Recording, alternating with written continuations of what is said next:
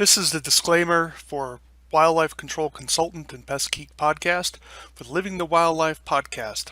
Always follow national, state, provincial, and local laws when using pesticides and or other control methods to manage pests. Wildlife Control Consultant, LLC, Pest Geek Podcast, Living the Wildlife Podcast, Stephen M. Vantassel, or their or his affiliates are not responsible for followers' use of the information provided here. Hi everyone, Stephen Vantassel here, Wildlife Control Consultant, bringing you another episode of Living the Wildlife as part of the Pest Geek Podcast family. Hey, glad to have you on board here. Excuse me, I'm still recovering a little bit from my COVID as I explained last week, but I'm feeling much better, thank you. I'm hoping you had a great week, and thanks for participating today in listening to the show. Wanted to definitely take a few moments, if you would, to subscribe to the channel. Make sure you're available, ring the bell so you can be notified of any future updates of our podcast. Here is my website. You can certainly visit here to find out what some of the shows that we have. You can just click down here under training, Living the Wildlife Podcast shows, and you can see the listing of shows that we have here. Knows 2018 all the way almost to the present here. I have these shows organized both in shows and interviews. So if you're interested in some of the interviews that I've done, that's on a different page, and you can see the listings here. I try not to go back and redo shows that I've done before. I will re-interview people, of course, because their life has changed and there may be new things in their company. But in terms of topics, I try not to revisit per se, but so definitely take a look at what we've done in the past. You may say, hey, Stephen, I haven't heard anything about raccoons in a while. Well, it's because I've covered some raccoon stuff, and you can just simply scroll down here. If you don't want to do a look, just remember you can just put a click on the page and then just do a Control F and then type in raccoon, and there you go. There's the first one. You can see there's 4 on this page. Raccoon, best baits for trapping raccoons, and then of course raccoon, roundworm, and roof rats, right? So there you have 4 times raccoons the word raccoon occurred on the particular page. So that's one way to quickly look at that. So I would love to hear from you. If you want to think about a show that you'd like to talk about or raise a question that you have for me, you can reach me at wildlifecontrolconsultant@gmail.com. That's wildlifecontrolconsultant@gmail.com. I would love to hear from you. And yes, even criticisms, we'll take that as well. Well, today I wanted to talk about humane or ethical wildlife control. You may say, Stephen, why are we getting involved in this? I mean, who cares? I'm just trying to service my clients and control animals and why are you getting into this animal rights stuff and animal welfare stuff? Well, because it is a growing concern around the country. I mean, even in a state such as mine in Montana, more and more people are raising questions about, is this the best way of managing wildlife conflicts? And you as a wildlife control operator need to have a rationale for the choices that you make when you're managing wildlife. The notion of just using the same old methods that you've used in the past without reflection to see if there's anything better is really getting passé. Our life is getting far too complicated. We are moving far too quickly. And as more and more people adopt a more animal welfare / animal rights view of animals, they are questioning and challenging the older traditional methods that we used to use. So let me pull up my PowerPoint here and discuss this a little bit more in depth here. So let's go back to the beginning. And so we're here discussing animal welfare, basically evaluating the humaneness of control options. And so, as I said, the culture is changing. Here we have the animal pet blessing. I mean, people are having their pets blessed, which is, as a theologian, which is absolutely stupid. But nevertheless, the people get into this sort of thing, and many ministers, unfortunately, are just happy that someone shows up to their church and they're blessing a pet, whatever that means. We have a situation where here in the bottom image, where we have This is a poster or a little card that I found on a sign here in Montana. It says, "Please, please stop killing all the gophers. Save some for the hawks, eagles, and owls. These birds need food too." Now that's here in the state of Montana, one of the most rural states in the country. We're the 5th largest state in terms of land area, with only about 1.3 million people. It's staggering, and yet this attitude is beginning to take place. So if you don't think your clients are going to be asking some of these questions, if they're not asking it now, they're going to be asking it later. Is this the most humane method of controlling this particular species? And we have to be careful that our attitudes towards traditionalism, that, oh, I've been using what's always worked. You may be thinking to yourself, well, I don't need to change. I found what works. I don't need to. But that is just too short-sighted, because these people vote and they're going to often be instituting changes. And so what happens is, as wildlife control operators, they'll often have the attitude of, well, this isn't affecting me. This is for you people in New York or California. And I'm just telling you that those people move, and those are the cultural influencers in our country, and as New York and California go, so goes the country. And as we become more and more removed from our environment, people's attitudes towards animals shift, and they're becoming more questioning about the methods that we're using to manage wildlife. Dr. Corrigan, who is one of the leading rodentologists in the world, he's had people in New York City say, yeah, we have rats. Can you help us get rid of them without killing them? Now, that just kind of blows my mind at the stupidity of that. But nevertheless, that's what people are asking him. And you're going to find that you're going to have clients asking you that too. And if they're not, chances are their neighbors are going to be asking you. So are you evaluating your methods to see if they're going to be appropriate for humaneness? Well, other than the animal rights protest industry and some hyper animal welfareists, some people are asking the question on a more environmental level, and they're saying all of these animals have a role to play in the environment, so why are you killing them without justification? Now, this is a more sophisticated argument. They're saying, why stop the slaughter? We need to be doing certain things for animals that maybe there's a less lethal method of managing this.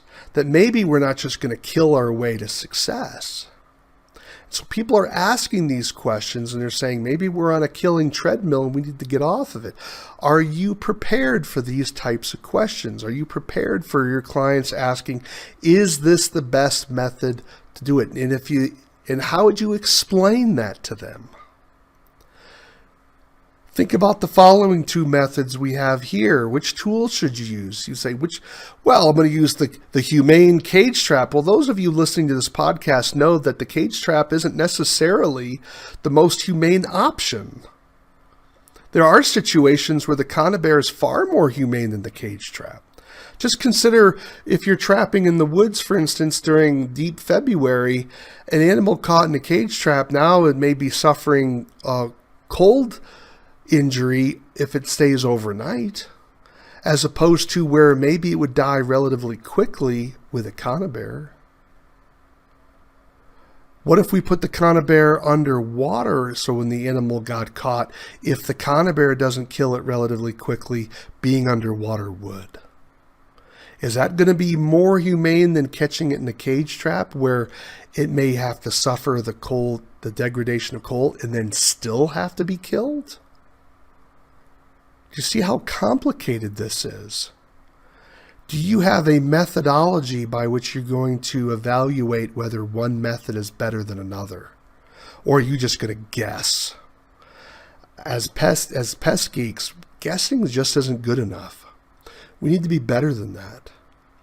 We need to be thinking about evaluating our methodology. So what are some ways that we can begin to think about and structure our thought about whether one particular method or tool is better than another? Well, some of you are doing this intuitively, but we want to make this a little bit more objective. And so Litton et al. 2004 talk about how all pest control operations involve three things: people, the animals, both target and non-target, and the environment.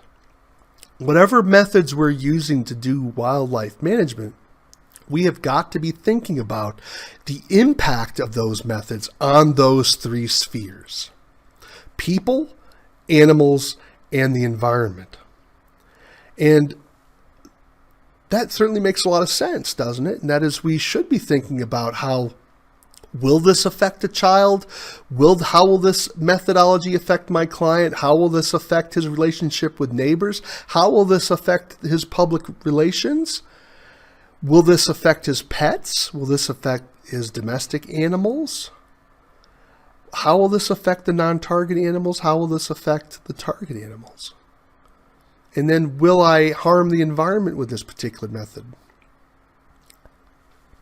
Complicated stuff, to be sure. Well, is there something more granular? Well, there is. And in Litton et al., they asked the question, should we evaluating our methodology based on, is it effective? Is it easy to use? I mean, if a method isn't effective, why are we even doing it? Because it's probably causing harm, if nothing else, to our time. Is it safe for human users and those encountering it? This is certainly a question that many of the animal rights activists don't really care about, because they want traps that are going to be able to kill the animal instantly without pain. Well, if you look at some of those traps, they're quite dangerous. And we don't want something that's so dangerous for humans to use that they're being injured. I mean, think of the ram snare. Ram snare is an amazing device. But when you see that puppy go off, boy, you better make sure you're not around it. That is a pretty scary device when I saw that go off. Now, is it certainly going to be more humane than some other devices? I would think so. If it hits the animal properly, that animal is going to be dead before it knows it.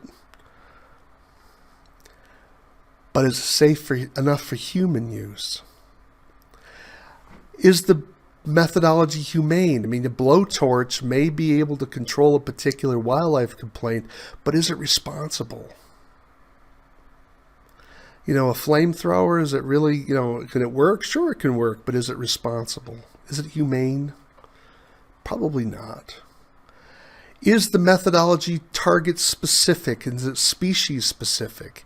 Can we make sure we're not harming non-target animals? Because when we're capturing an animal that's a non-target, even when we capture it in a cage trap, we're still harming that animal because we're interfering with its ability to forage and to have self-determination.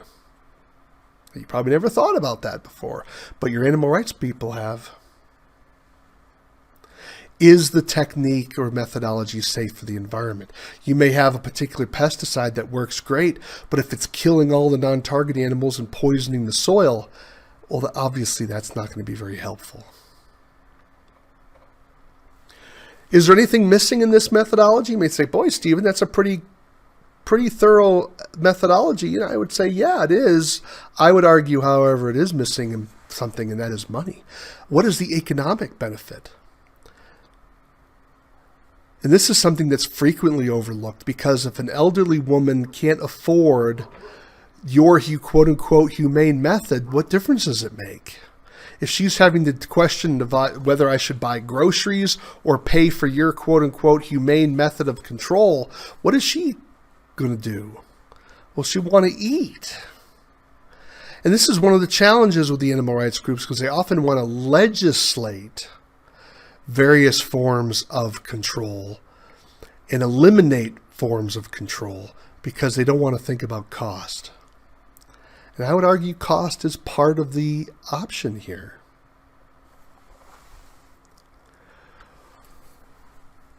Another way of looking at and evaluating a particular method and using it as a way to compare one control method with another control method is Meller and Reed's 5 domains. The 5 domains are spheres of questions that you're going to ask to determine, and the answers are going to help you determine whether one method is better than another method. And these are the 5 domains. The first one is nutrition. That is the animal's nutritional needs: water deprivation, food deprivation, malnutrition. The second domain is the environment. How is the animal's environment going to be impacted by this particular method?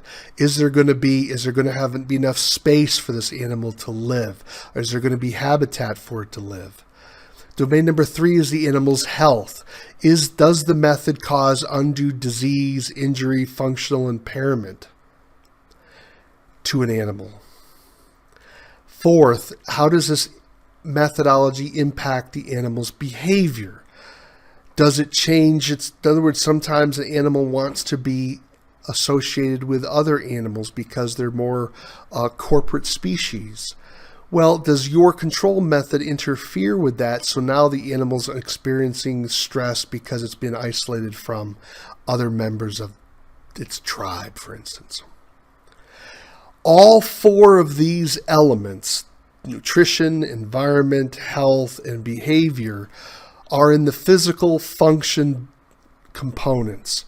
They combine together to impact the 5th domain, which is the animal's psyche. Remember, if you've listened to my presentations on humaneness, when we talk about animal suffering, we are talking about the animal's psychological state.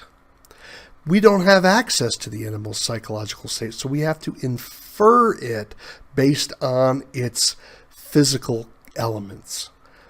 But we can see we can see into its mind on the basis of how it's behaving.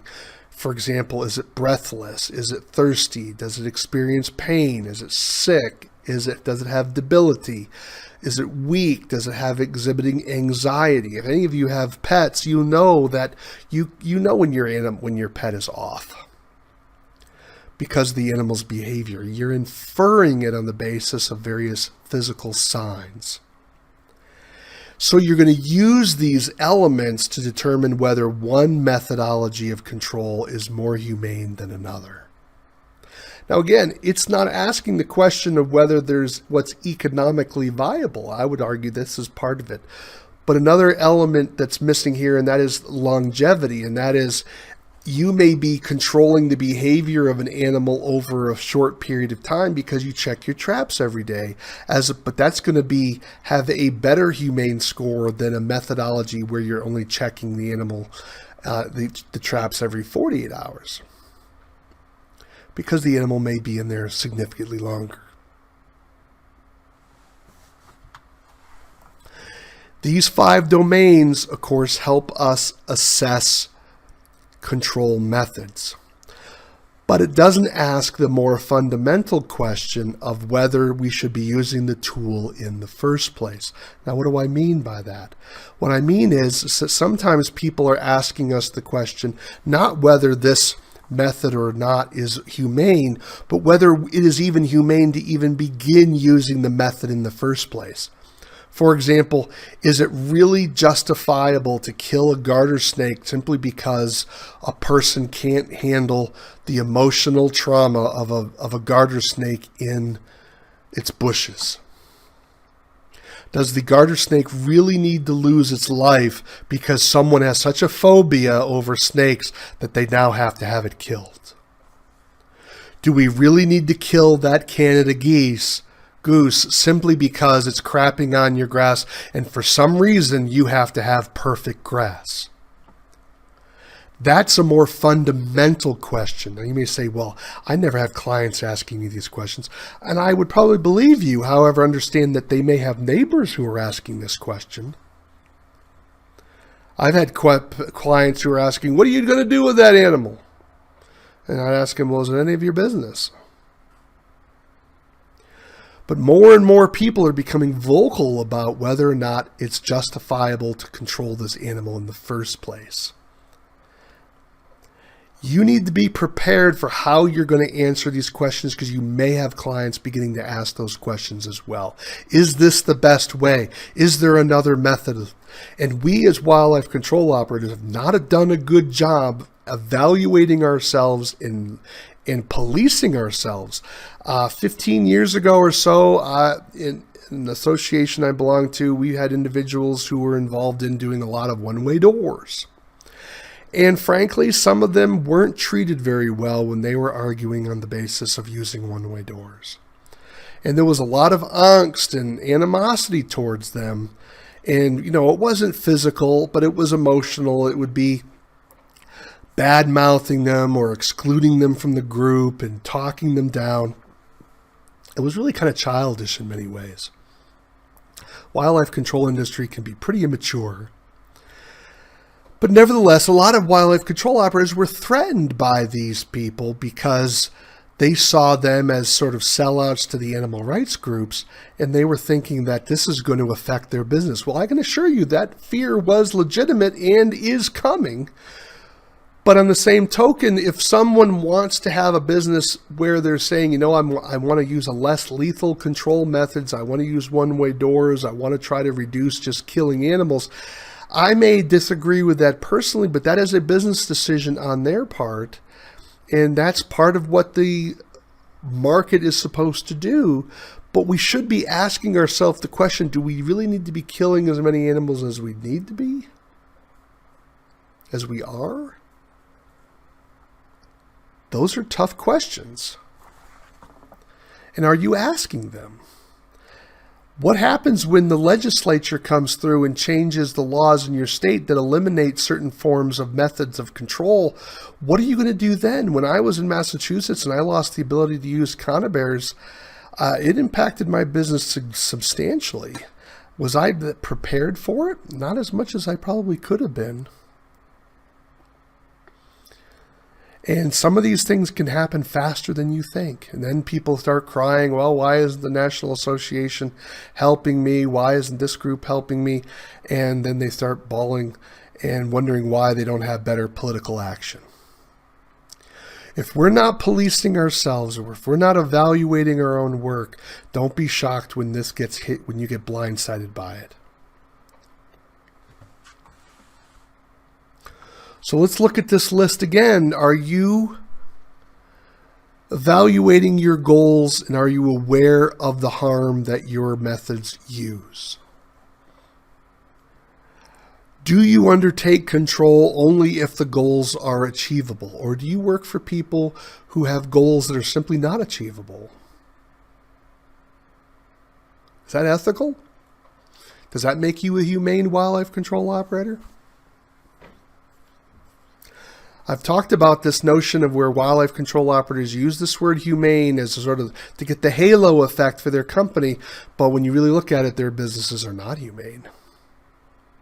And that sooner or later, their clients are going to realize that they've been deceived, maybe lied to, or maybe your definition of humane is a whole lot different than their definition of humane. Are you using only the most effective methods? And I would probably put in there legal methods, right? Sometimes the most effective methods aren't legal because your state has banned them. Are you applying those methods in the best way? Sometimes we focus so much on the method and the tool, we didn't think about how those tools and methods are implemented. There's a human component to wildlife control. Someone who has good experience with a foothold may be more humane to an animal than a person who's not experienced with a cage trap.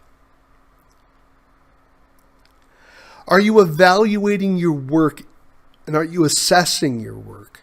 Are you thinking about ways of making your control methods more humane? For example, something as simple as putting an sliced apple in with traps that are capturing flying squirrels, for instance, can help them maintain moisture, or even red squirrels. Is it really that big of a deal to put an apple in there, or to put some sort of water source in there for them? Is that a big burden? That could really make reduce the stress of that particular caught animal? Are you maintaining those goals when they're achieved so that you're not reinventing the wheel again and having to start all over in a massive killing campaign? These are important questions. They're not simple questions. And you may say, boy, Stephen, you've really left my head spinning here. Well, let me try to break it down for you again. I just want you to take away at least these three elements. How does your control affect your people, both customers and non-customers and your workers? How does your control methods impact the animals that you work with, both target and non-target? And then lastly, how do your control methods affect the environment? Think about those three domains. At least you're starting the process of self-evaluation in terms of your control methods. So when the client asks you, are you using the most humane methods, you can give them the comparison contrast without getting too far into the weeds with them, but at least helping them understand that these issues are complex and require context.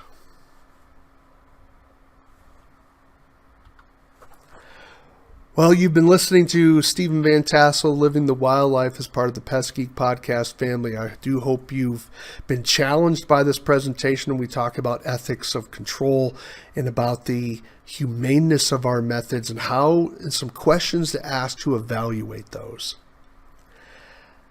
Would love to hear from you. You can reach me at wildlifecontrolconsultant@gmail.com, wildlifecontrolconsultant@gmail.com. I would love to hear from you.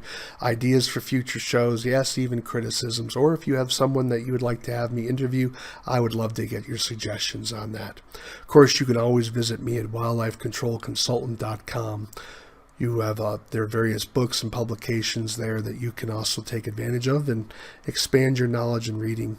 And also some training opportunities that you can look for there as well. Again, this is Stephen Vantassel. You've been listening to Living the Wildlife. Why do we call it Living the Wildlife? Well, because we want you to live the wildlife, not be the wildlife. Take care, everyone. Take care, everyone. And don't forget, think about how you can be more humane this week. Take care.